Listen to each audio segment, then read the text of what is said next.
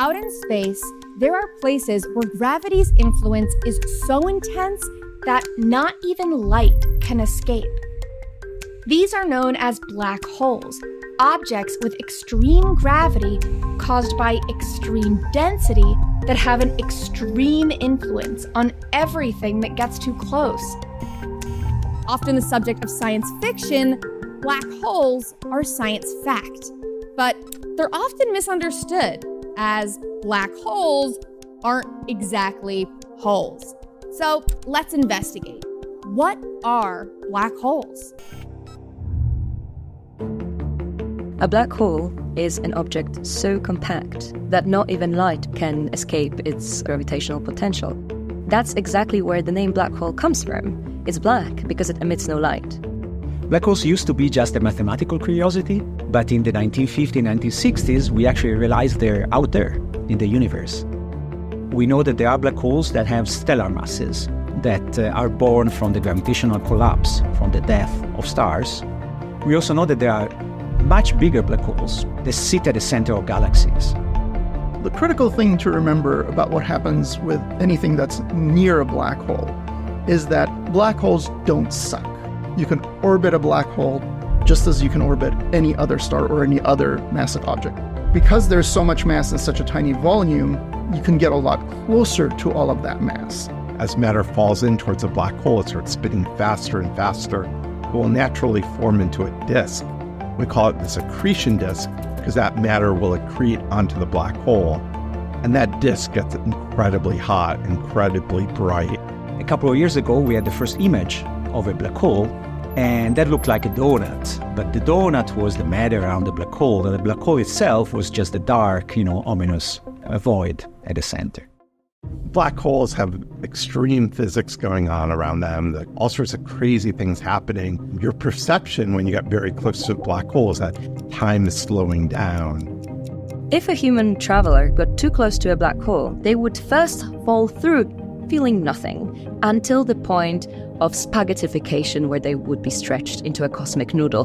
When a star is passing by a black hole, one side of it gets greater gravity than the other, and so you get this very stretching effect. And so the star can be torn apart. This is what's called a tidal disruption event. What could be inside of a black hole? The most commonly accepted answer is a point of infinite density that we cannot really describe well. At this particular region within a black hole, all of our theory of general relativity breaks down.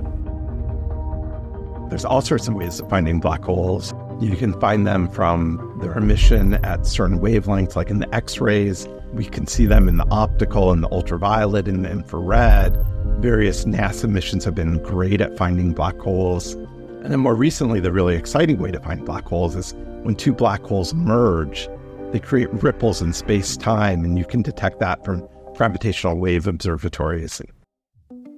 One big mystery about astronomical black holes is how the large supermassive black holes that exist at the center of almost every galaxy actually got to be there. Another critical question is really what happens beyond the event horizon. What is essentially inside the black hole? The real reason we want to know about these, as interesting as they are on their own, they are all connected with our general understanding of the physics of the universe. We're seeing black holes bigger than we had seen before. We're seeing black holes that weigh 100 times the mass of the sun. And right now the community is trying to figure out where they're created. Einstein himself did not think such things would exist. Other people using his theory said we could have things like this, like black holes. And now it's become sort of a bread and butter kind of study on many levels to the point of us imaging them directly. I think it's one of the great stories of how science works, from pursuing ideas in terms of purely theoretical thought, but then observations coming in and then merging the two to have a better understanding of the universe. The first black hole ever confirmed, Cygnus X1, was first discovered back in 1964, when astronomers identified high-energy X-rays captured by a sounding rocket.